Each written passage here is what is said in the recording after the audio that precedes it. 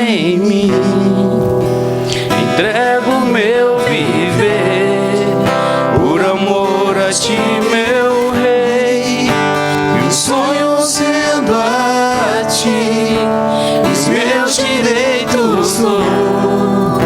Orgulho vou trocar pela vida do Senhor. E eu entrego tudo a ti, tudo a ti. E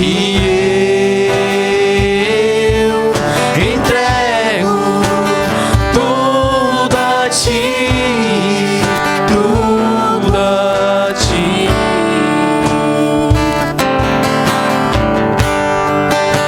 Eu canto esta canção de entrega a ti, Jesus, e o que o mundo dá eu deixo aos pés da cruz. Por conhecer a ti, teu nome dá louvor, sentir tua alegria, partilhando a tua dor. E eu entrego tudo a ti, tudo a ti. E eu entrego tudo a ti, tudo a ti.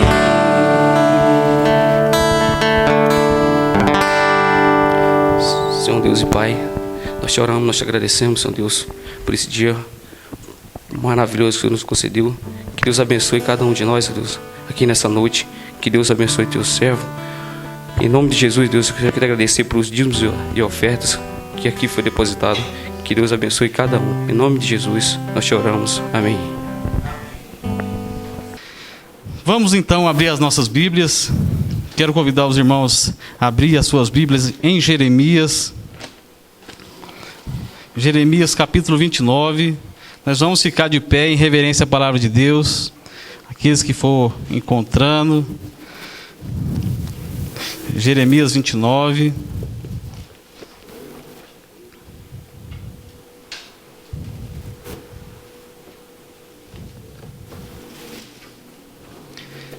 Jeremias 29. Quem está sem a Bíblia aí pode, se tiver alguém próximo, posso estar dividindo.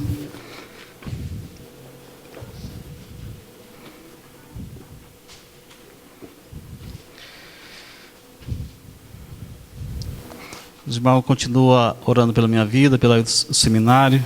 Que eu esteja me capacitando a cada dia, para que eu possa aprender mais e mais do reino do Senhor, para que eu possa ser instrumento também usado pelo próprio Deus para transmitir o recado àqueles que necessitam da salvação em Cristo.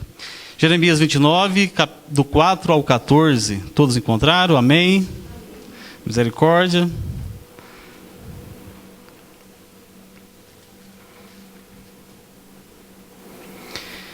Vou ler na minha versão, os irmãos acompanham. Diz assim a palavra do Senhor. Assim diz o Senhor dos exércitos, o Deus de Israel, a todos os cativeiros, os quais fiz transportar de Jerusalém para a Babilônia.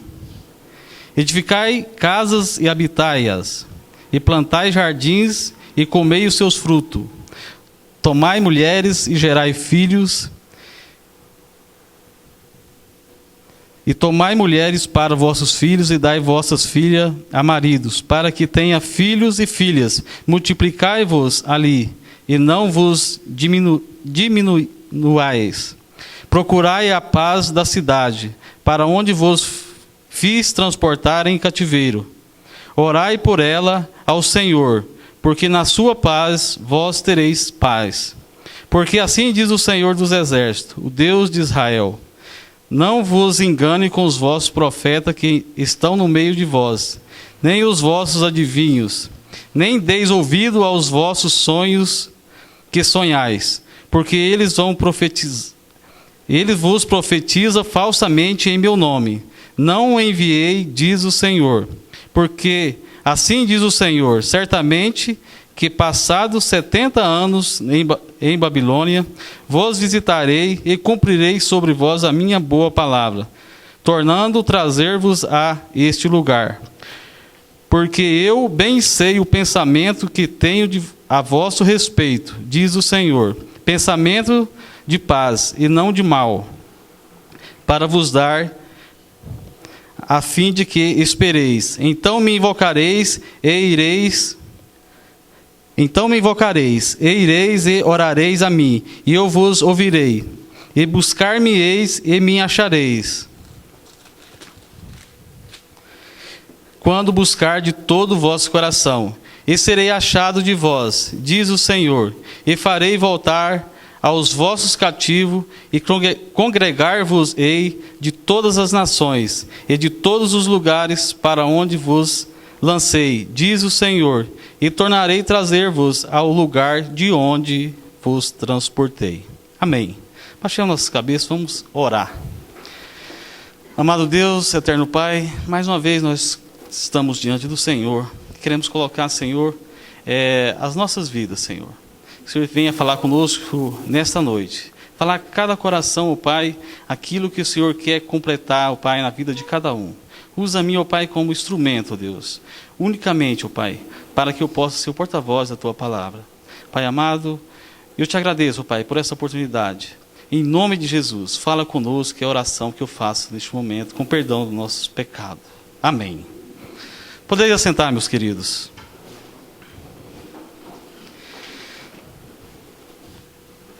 Meus irmãos, esse texto, essa passagem de Jeremias, capítulo 29, ela narra a história do povo de Israel. O povo de Israel, quando perdeu a guerra, Jerusalém foi invadida e o povo foi então ido a cativeiro.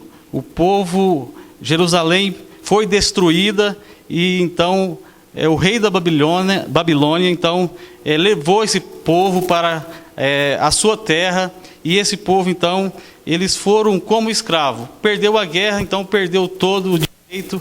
Israel foi invadido por essa nação.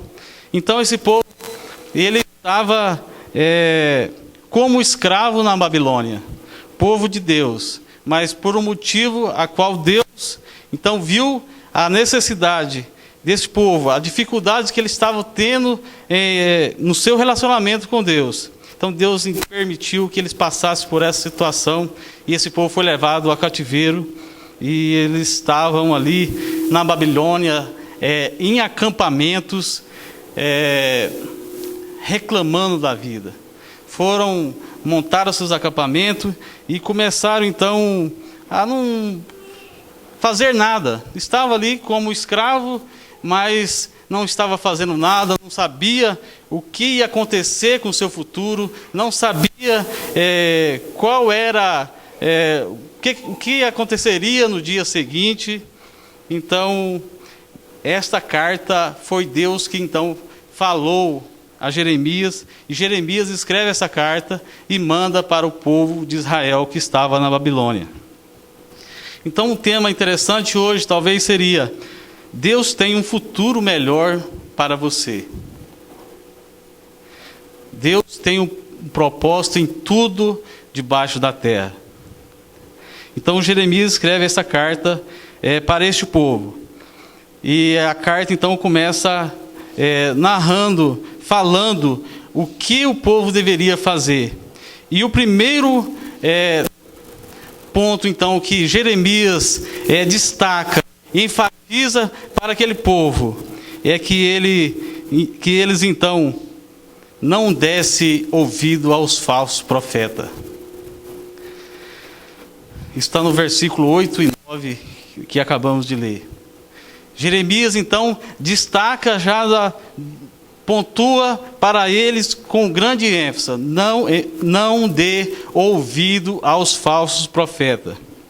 esses falsos profetas, adivinhos, que adivinhavam os sonhos, que falavam para eles as coisas que eles queriam ouvir, que trazia mensagem que então era satisfatória ao interesse de cada um. Esses falsos profetas que anteriormente tinha revelado o sonho para eles, que eles não iriam, o povo de Israel não ia perder a guerra, que eles iam vencer. Eles foram enganados. Então, Jeremias, ouvindo então Deus, escreve essa carta dizendo para eles: não dê ouvido aos falsos profetas. Aqueles que falam coisa que vão massagear o vosso ego.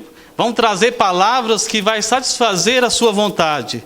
Não dê ouvido àqueles que sonham falando sobre a sua vida, sobre o que vai acontecer amanhã com você. Não dê ouvido. Então, Jeremias então bate forte nessa tecla. Nós sabemos que então os falsos profetas, como nós temos estudado ao longo desse ano, nós temos estudado nas cartas, o pastor falando sempre dos falsos profetas, e não é de hoje que eles têm impedido então o trabalho, o crescimento do reino de Deus. Têm impedido que o reino de Deus então cresça, tem atrapalhado com as suas falsas ideologias, com seus falsos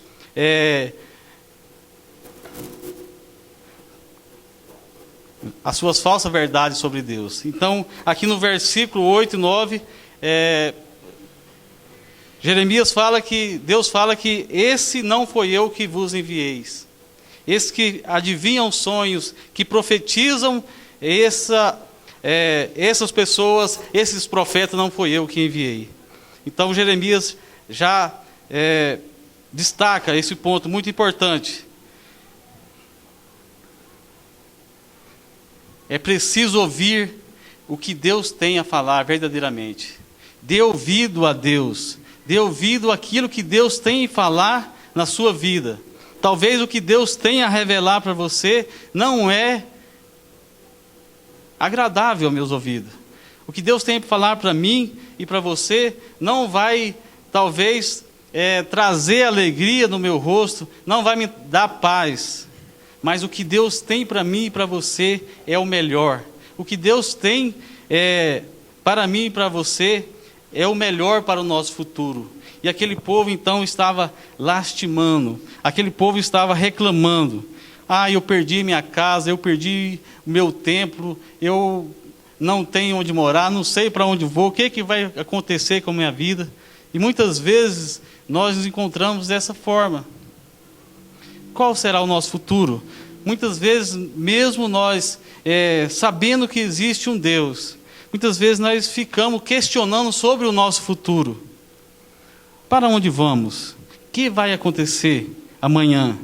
Qual será daqui a 10 anos? Como será daqui a 5 anos? Eu não sei.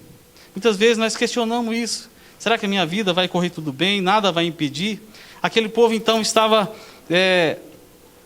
preocupado, reclamando, estava chorando sobre o seu futuro. O que será que vai acontecer?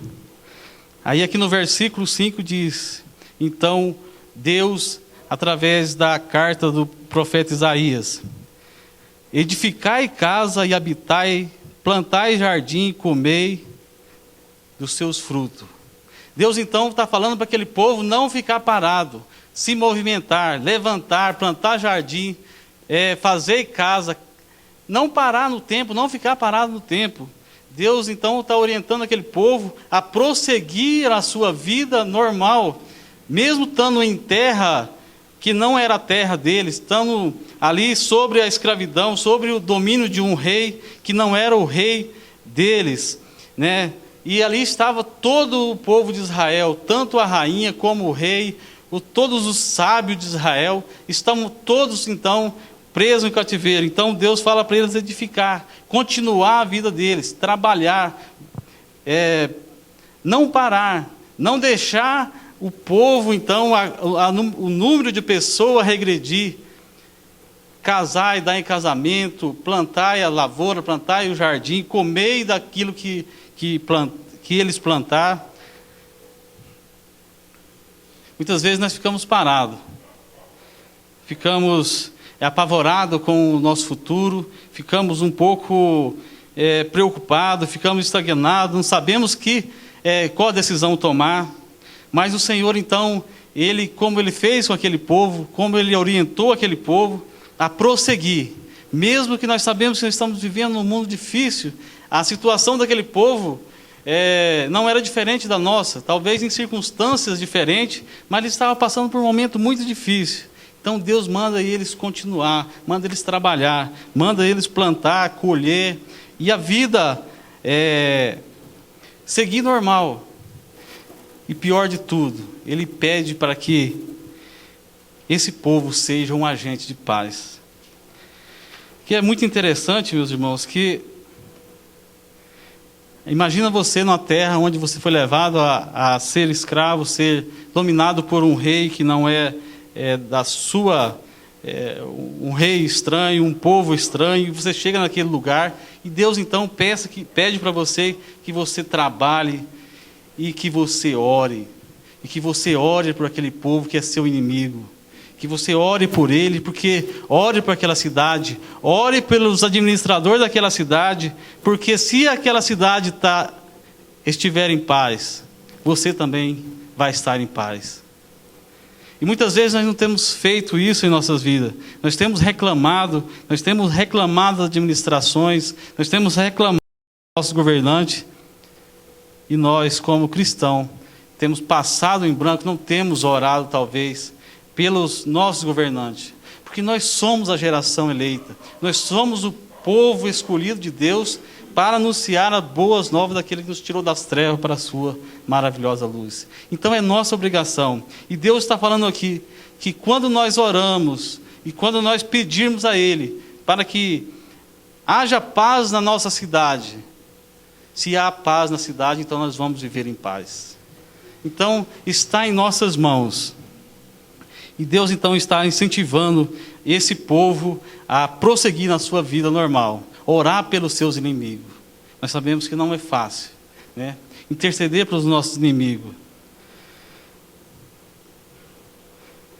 Nós sabemos que é difícil ser um agente de paz em meio a esse mundo onde a busca é constante, onde a maioria das pessoas não olha a circunstância para sobressair sobre o outro, não respeitando uns aos outros. Mas Deus pede para aquele povo fazer a diferença. E Ele pede para cada um de nós, aonde quer que nós estejamos, aonde nós estamos inseridos, na escola, no trabalho, no nosso bairro, que nós façamos a diferença. Mas nós só vamos fazer a diferença se nós descobrirmos. Nós que estamos aqui hoje, com certeza, nós não viemos aqui à toa. Nós viemos aqui porque nós sabemos que existe um Deus que é verdadeiro, um Deus que é Deus do impossível, um Deus que tem o melhor para cada um de nós, que Ele tem um propósito nas nossas vidas. Só sabendo disso, então, é que nós vamos conseguir ter um futuro melhor. É só confiando nesse Deus. Que quando nós, então, temos dúvidas sobre esse Deus, talvez vai ser muito mais difícil para que nós possamos prosseguir.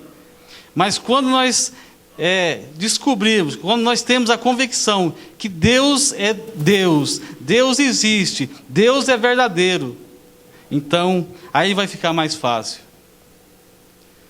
Porque não tem escolha. Nós sabemos que nós temos que ser ou não ser. Não existe ter meio termo, ser morno. Nós temos que buscar verdadeiramente. Nós sabemos que é muito difícil nós relacionarmos com esse mundo, porque o mundo nós estamos inseridos, mas nós como cristãos é difícil talvez seguir sem ferir, sem talvez chocar com esse mundo. Mas nós como cristãos, como jovem, como pessoa separada, nós temos que, então, permanecer firme não olhar nem para um lado nem para o outro, não olhar para as coisas que o mundo nos oferece. O mundo tenta nos influenciar de todas as formas. Aquele povo, eles olhavam para trás e começavam a reclamar. Muitas vezes nós perdemos as bênçãos porque nós murmuramos. No momento, o tempo que nós talvez passamos murmurando, era um tempo então que nós tínhamos ali bênção para receber. Mas nós passamos olhando para trás, aquilo que não deu certo, por que não funcionou, por que aquele projeto meu não deu certo. Não podemos reclamar, não podemos murmurar. O que Jeremias está dizendo é muito simples. O que Jeremias está falando aqui, nessa carta para aquele povo, é para aquele povo, então, dedicar totalmente a sua vida, entregar a sua vida de corpo e alma, a fazer a vontade daquele Deus que é verdadeiro, um Deus que não mente, um Deus que tem o controle sobre todas as coisas. E essa palavra é para cada um de nós. Esse Deus, Ele, de certa forma, Ele operou na vida de cada um aqui o maior milagre, que é o milagre da salvação. Mas Ele já fez prodígio no nosso meio, que nós vemos que homens não conseguem operar. Nós conhecemos pessoa que foi transformada, que foi curada, que recebeu o milagre de Deus, e que não foi coisa por acaso, mas foi Deus que operou. Então, meus irmãos, o que Jeremias está falando para esse povo é que eles entregassem a sua vida totalmente, entregassem a sua vida toda, não ficasse amarrado, preso ao passado, não ficasse preso àquilo que eles tinham perdido, mas que prosseguisse para frente, que seguisse em frente, porque Deus tinha algo então melhor para eles no futuro.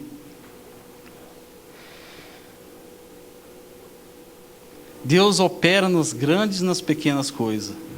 Talvez nós ficamos então preocupados quando nós temos um projeto, quando nós temos algo grande para ser resolvido. Então aí nós clamamos a Deus e ficamos preocupados. Mas Deus opera nas coisas grandes e nas pequenas. Nos pequenos detalhes, Deus então está em tudo. Ele tem controle sobre todas as coisas. E Ele quer que nós façamos a diferença nas pequenas coisas e também nas grandes coisas. Tinha uma viúva que o seu marido faleceu, e ela chega para o profeta e fala: profeta, meu marido faleceu e ele tinha muita dívida, e agora os credores estão querendo levar meus filhos como escravo para receber a conta. E o profeta fala para ela: o que você tem na sua casa? Fala: profeta, eu não tenho nada lá em casa. E o profeta fala: alguma coisa você tem na sua casa? Ela falou: eu tenho uma pequena botija com um restinho de óleo, de azeite. Então o profeta manda ela pegar esse azeite, ajuntar a sua vizinhança toda, e juntar o maior número de botijas possíveis. Então o profeta pega aquele azeite e começa a encher aquelas vasilhas, todo quanto ela ajuntou na sua vizinhança. E o profeta foi virando um pouquinho e encheu todas aquelas vasilhas.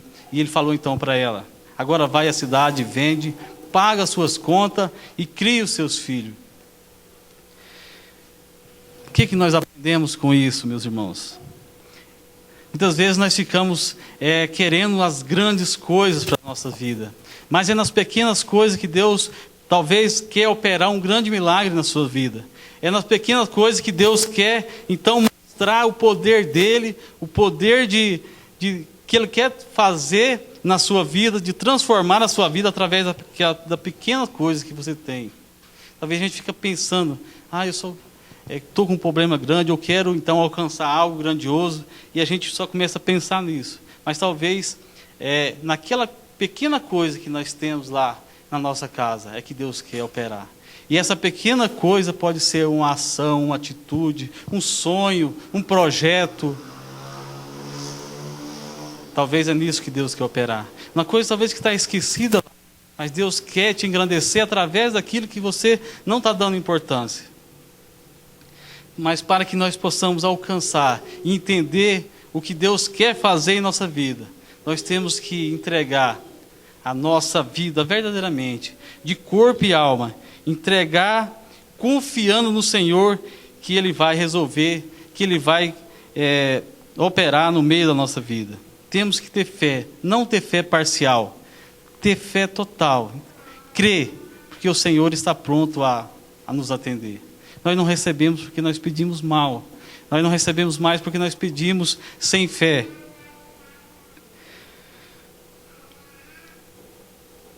Deus tem um futuro melhor para mim e para você. Eu quero contar um exemplo de um pregador, um grande pregador, um país que estava em guerra, na Coreia.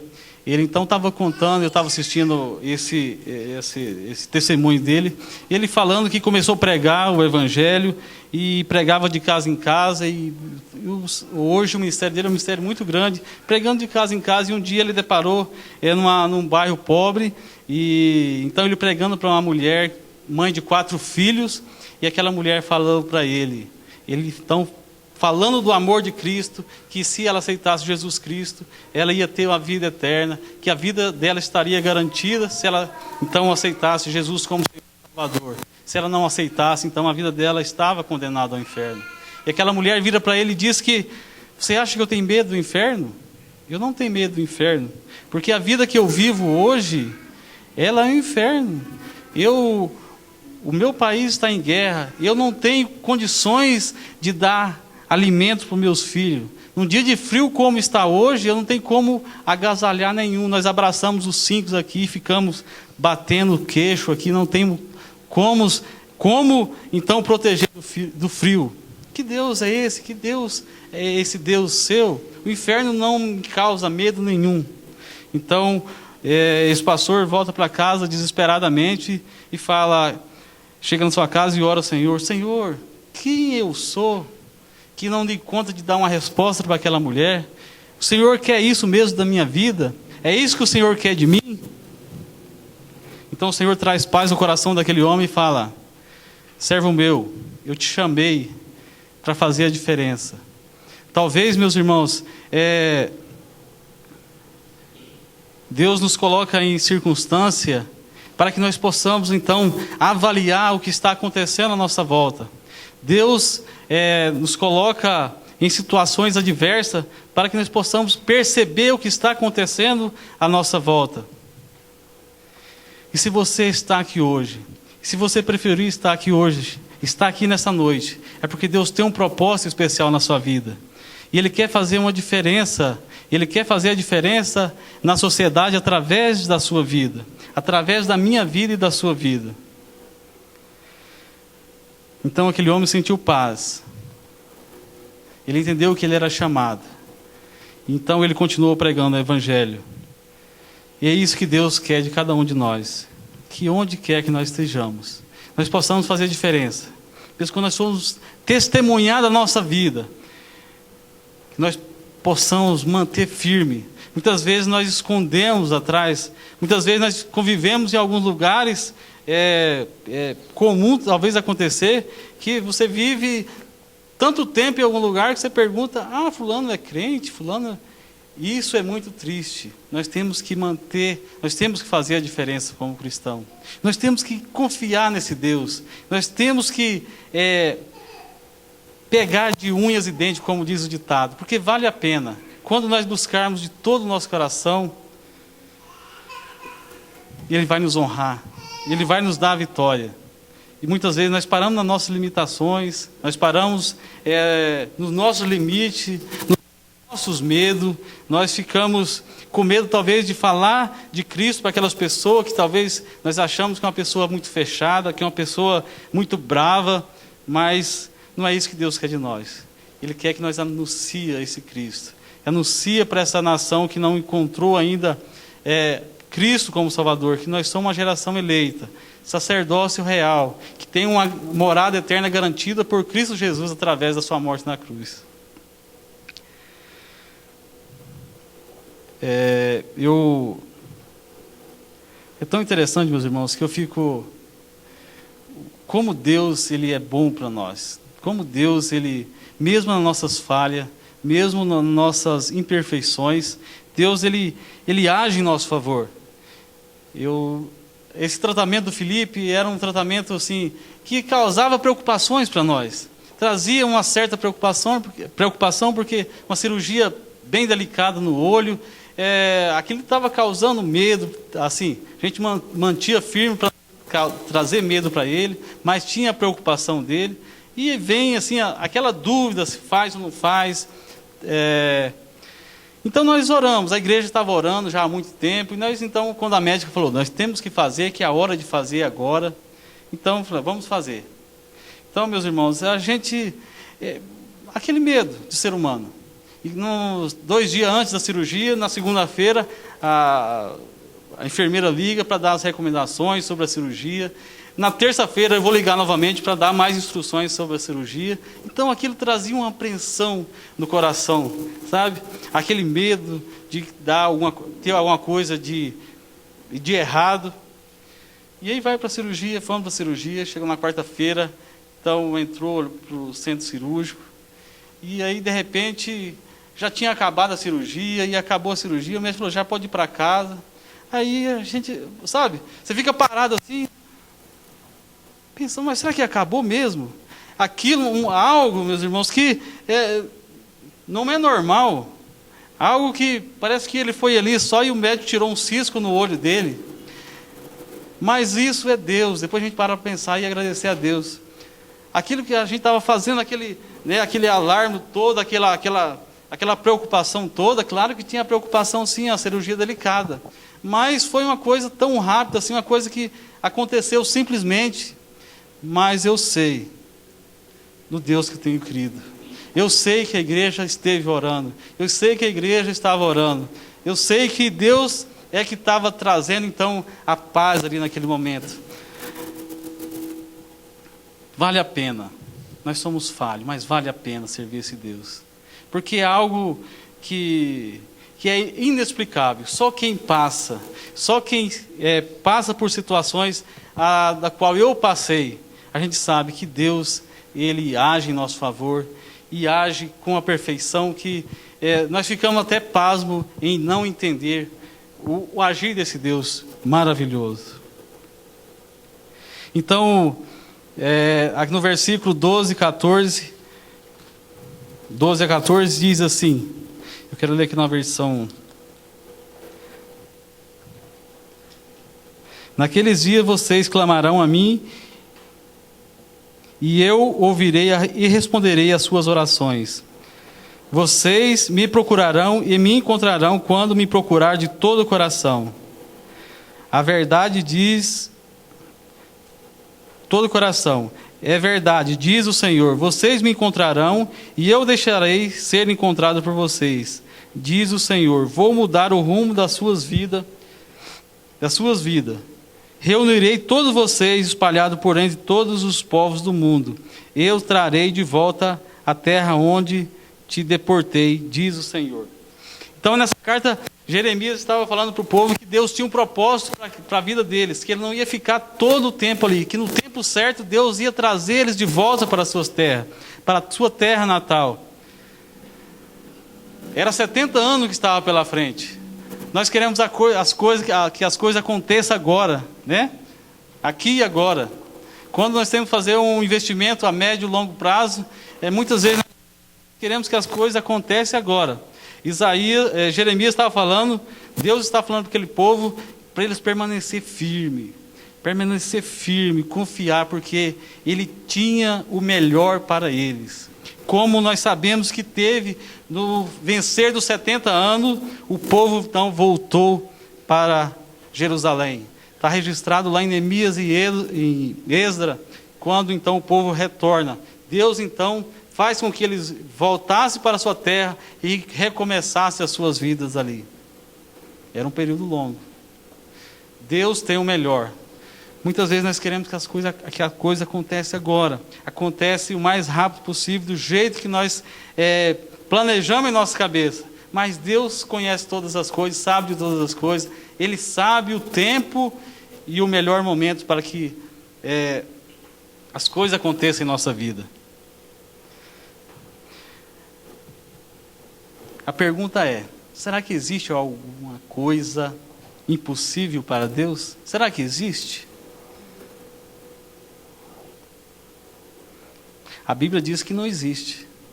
E como eu disse anteriormente, nós já vimos em nossa vida de milagres acontecer, de pessoas que sem nenhuma condições de regeneração ser transformada por Deus. Nós sabemos que não é pessoa, é Deus que age em seu favor. Então não há nada impossível para Deus. Se você tem um projeto e tem sonho, e você tem algo a ser alcançado na sua vida, não desanime, continue firme, porque Deus, Ele com certeza vai te conceder. Mas para que Ele possa conceder, você tem que colocar Ele em primeiro lugar. Você tem que entregar a sua vida totalmente, não parcialmente, mas que Ele seja então o primeiro em tudo, não só quando nós estamos juntos na igreja ou quando estamos no nosso grupo reunido, mas quando nós estamos lá no nosso grupo de trabalho, ou lá na escola, ou quando nós estamos longe dos nossos pais, ou quando nós estamos só, que nós estejamos o mesmo pensamento, que Ele possa então ocupar o primeiro lugar da nossa mente, do nosso coração. Então, com certeza, você vai alcançar os seus objetivos, os seus alvos vai ser alcançado. Esse é o segredo. E nós não alcançamos mais, irmão Denis, é porque a nossa postura diante de Deus, muitas vezes ela é meramente religiosa. Nós vem aqui na igreja porque nós temos um compromisso, talvez, de vir aqui na igreja, ou nós cumprimos um rito de vir aqui na igreja. Isso não vale. Isso é ritual. A nossa vida, ela vai ser, então, alcançada, nós vamos alcançar o nosso alvo, nós vamos alcançar aquilo que Deus quer para nós, quando nós, então, começarmos lá em nossa casa, quando nós entrarmos no nosso quarto, como diz lá em Mateus 6:6, quando nós, então, nos colocarmos diante de Deus, em secreto, e clamar: Pai do céu, eu estou passando por uma dificuldade grande, eu estou perdido, eu estou sem rumo, eu quero que o Senhor dirija a minha vida, eu quero que o Senhor me oriente, porque eu não sei como tomar essa decisão, eu quero, Senhor, que o Senhor então me dê convicção da minha fé no Senhor. É essa conversa individual que tem que acontecer para que então nós possamos crescer, para então que os nossos sonhos, que nossos objetivos sejam alcançados. Se nós não tivermos essa intimidade, se nós não tivermos esse relacionamento direto com Deus, não basta vir na igreja. Não basta vir na igreja. Nós precisamos então ter na nossa intimidade um relacionamento, uma conversa sincera com Deus. Porque então, quando nós temos essa conversa, Deus, Ele vai nos mostrando, Ele vai nos esclarecendo tudo aquilo então que é dúvida para nós.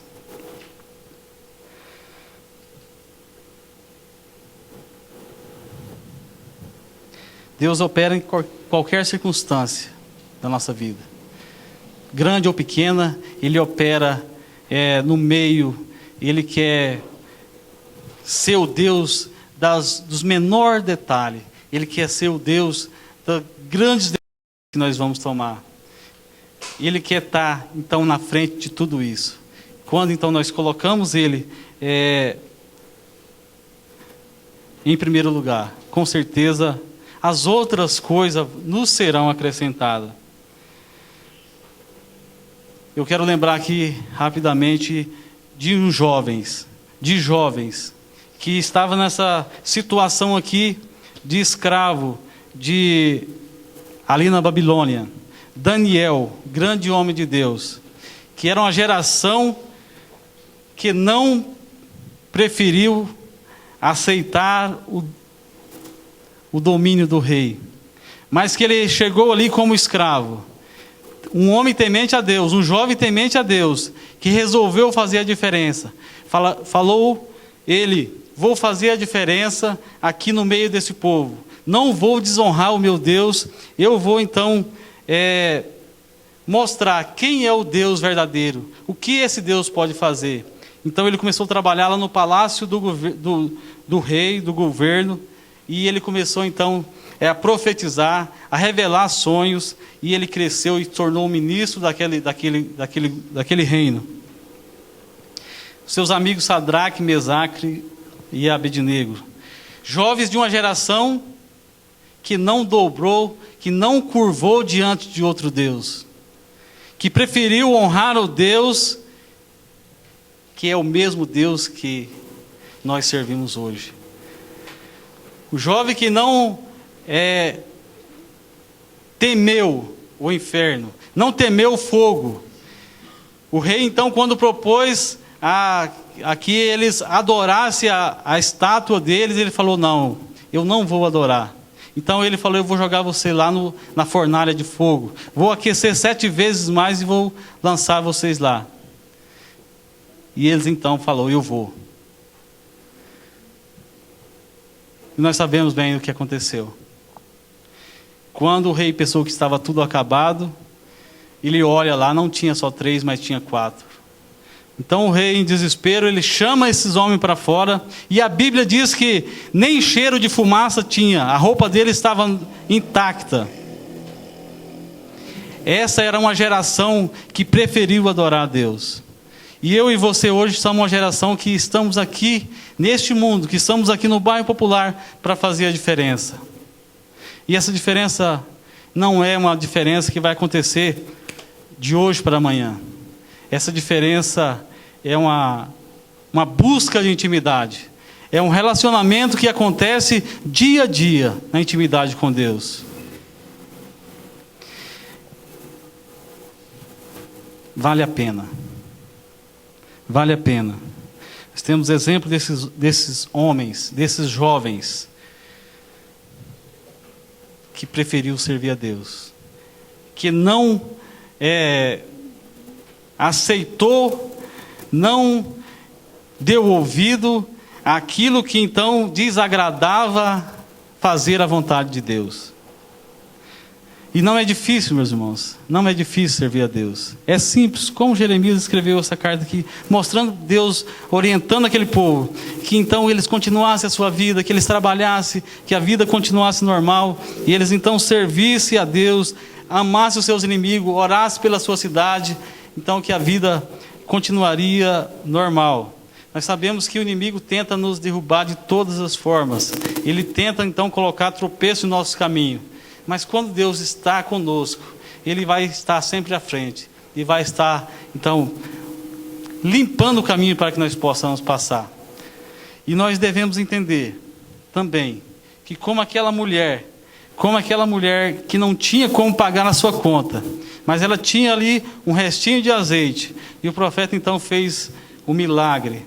Deus então, Ele quer operar naquilo que nós temos e que talvez nós não estamos valorizando. Deus quer operar na nossa vida,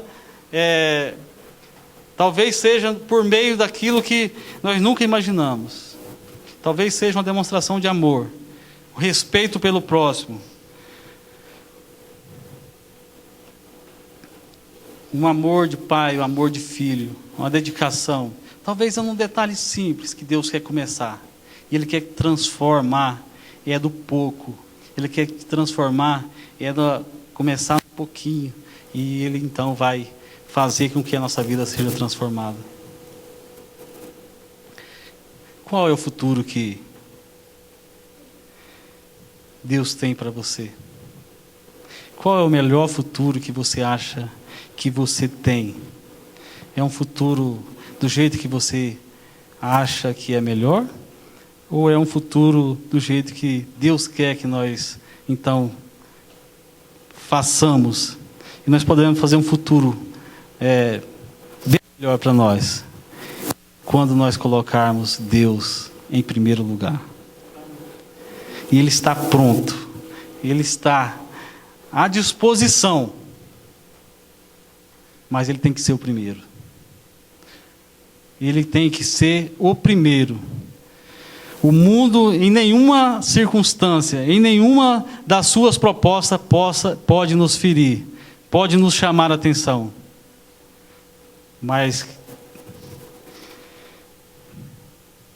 Ele tem que ser o primeiro. Se não for o primeiro, no meu coração, então no seu coração, o milagre não vai acontecer na hora que nós precisarmos. Porque Deus, Ele é o socorro bem presente na angústia. Mas quando nós só buscamos Ele naquele momento da coisa grande, não das pequenas coisas, na hora que eu estou em apuro, com certeza Ele tem um plano maior. Talvez não vai ser aquela hora que Ele vai operar. Mas quando nós estamos caminhando junto com Ele, nós vamos ter a capacidade de entender que tudo acontece segundo a sua vontade. Se for aquilo que acontecer, for aquilo que eu estava esperando, bem. Se não for, eu vou entender também, porque eu estou sabendo, estou crendo que Deus está por trás de tudo. Vale a pena. Vale a pena servir este Deus.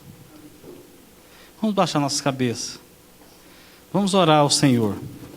E pedir a Ele, nesse momento, que Ele venha nos mostrar se há em nós algum caminho que precisa ser consertado. Nós possamos olhar para a nossa vida e avaliar, ver se há alguma coisa a ser retirada que está impedindo então que nós possamos crescer, que nós possamos ter uma vida então de intimidade com Deus. Que nós não venhamos olhar para trás, não venhamos reclamar, murmurar, porque esse é um dos piores problemas que podemos ter em nossas vidas, que impeça então que Deus opera no meio da nossa vida. Senhor Jesus, nós te agradecemos, ó Pai, porque o Senhor um dia demonstrou o seu grande amor para conosco. Pai querido, muito obrigado, Senhor, porque o Senhor entregou a sua vida ali na cruz, demonstrando o teu grande amor. E nós devemos ser gratos a Ti, ó Pai, porque nós estávamos condenados à perdição eterna. Mas o Senhor, pelo teu grande amor, nos resgatou. E hoje nós somos uma geração eleita, um sacerdócio real, ó Pai. E que nós possamos, ó Deus, Te honrar verdadeiramente. Que nós possamos ser um sacerdócio parcial, mas que nós possamos nos dedicar de corpo e alma, entregar nas nossas vidas verdadeiramente, trabalhando nos detalhes, ó Pai. Porque o Senhor quer fazer a diferença no nosso meio e nas pequenas coisas. Nos ajude, ó Pai, a cada dia. Nos ajude, ó Pai, a Te buscar. Nos ajude, Senhor, a colocar o Senhor em primeiro lugar em todos os aspectos da nossa vida, Pai. Porque nós sabemos que é difícil, ó Deus, porque nós sabemos que muitas vezes nós queremos ter opinião própria. Nós queremos, ó Deus, tomar partido segundo aquilo que nós achamos que é certo. Mas nós sabemos que não é assim. Não é assim que o Senhor quer para a nossa vida. Mas é que nós coloquemos o Senhor em primeiro lugar. Então assim o Senhor vai nos mostrar, vai nos acrescentar aquilo que nós então precisaremos para continuar. Nos ajude, ó Pai. Não deixe que nós sejamos meros religiosos, mas que nós tenhamos uma íntima comunhão com o Senhor. Que nós tenhamos um íntimo relacionamento com o Senhor. Porque só assim nós vamos passar pelas dificuldades e não vamos nem perceber, porque o Senhor vai estar nos conduzindo, Pai. Nos ajude, ó Pai. Obrigado, Senhor, por cada vida aqui nessa noite, ó Deus. Por cada vida que preferiu estar aqui nessa noite. Nós sabemos que cada um que está aqui é porque sabe que o Senhor existe. Sabe que o Senhor é um Deus verdadeiro. E nós sabemos que nós precisamos te servir de corpo e alma, totalmente. Este é o caminho. Pai amado, que nós não venhamos murmurar, venhamos reclamar, não venhamos lastimar e nem olhar para o nosso passado, mas que nós possamos olhar para aquela cruz ali, Senhor, no Calvário, a cruz do meio, onde o nosso pecado foi resgatado, Pai, onde nós fomos salvos por aquela grande demonstração de amor.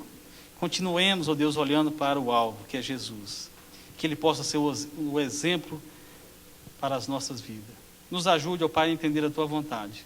Complete em nossos corações, ó Pai, tudo aquilo que o Senhor, quer que nós entendamos, ó Deus. Em nome de Jesus, nós te agradecemos por essa oportunidade. Nos fale, Pai, através da Tua palavra, através do nosso relacionamento contigo. Em nome de Jesus é que nós oramos e agradecemos o Senhor. Amém, Jesus.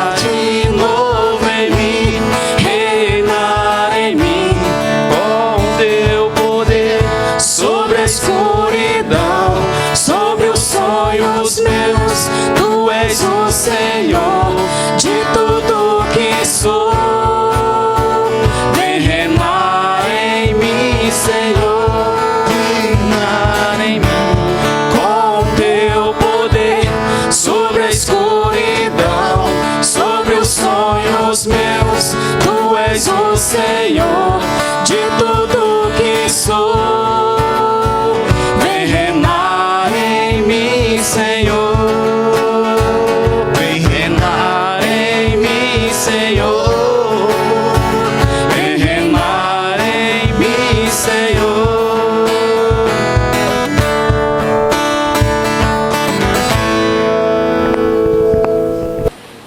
1 Pedro 2:9. Mas vós sois a geração eleita, o sacerdócio real, a nação santa, o povo adquirido, para que anuncieis as virtudes daquele que vos chamou das trevas para a sua maravilhosa luz. Em meio ao mundo escravizado pelo pecado, fomos surgidos para adorar ao Deus da nossa salvação. E quando o mundo tenta nos calar, nós prosseguimos anunciando que Ele é o Senhor. Enquanto muitos jovens dedicam e entregam suas vidas aos prazeres do mundo, a união de adolescentes decidiu não se contaminar e declarar que somos a geração daqueles que buscam a face do Deus de Israel. Somos a geração eleita. somos o sacerdócio real. Somos a nação santa. Somos o povo adquirido com o sangue do Calvário. Somos a geração de adoradores que adoram o Pai em espírito e em verdade. A Bíblia nos conta a história de jovens que resolveram não se prostrar diante de outro Deus, de jovens que decidiram desafiar a ordem do reino por amor a Deus. Estes jovens eram jovens de uma geração de adoradores, que não temeram a morte nem o inferno, pois conheciam o poder de Deus. Sadraque, Mesaque e Abednego foram lançados na fornalha, mas não retrocederam, não renunciaram à fé. Quando o rei pensava que estava tudo acabado, eis que surge a notícia. Não foram 3 lançados na fornalha? Porque então vejo 4 a passearem por entre as labaredas, e o quarto homem que vejo é semelhante ao Filho de Deus. É assim com a geração que busca a Deus, mesmo estando na fornalha. O fogo pode estar aquecido 7 vezes, porém o escolhido não sofrerá dano algum, pois o Deus de Abraão, de Isaque e de Jacó é com ele para livrar. Você é geração eleita. Deus é contigo, não temas. Se buscarmos a Deus, Ele nos ouvirá. Se clamarmos, Ele escutará o gemido da nossa alma. Então, por que temer o que nos pode fazer o homem? Você é geração eleita e escolhida para vencer. Ainda que se levante contra a sua vida o gigante, busque, clame ao Deus poderoso. Ele não mudou. Eu e você somos a geração eleita e devemos ser comprometidos com Deus, a igreja e a sua palavra. E esta geração não se cansará de buscar. E essa geração não cessará de perseguir. E esta geração não deixará de buscar a Deus. Esta é a geração daqueles que buscam o Senhor, um Deus vivo e verdadeiro. O mundo quer nos ver prostrados diante dos problemas, diante do mal, diante de um falso Deus. O mundo quer nos ver prostrados diante da fornalha, diante da corrupção, diante das muralhas e diante da adoração. Mas nós levantamos a cabeça e olhamos para o alto.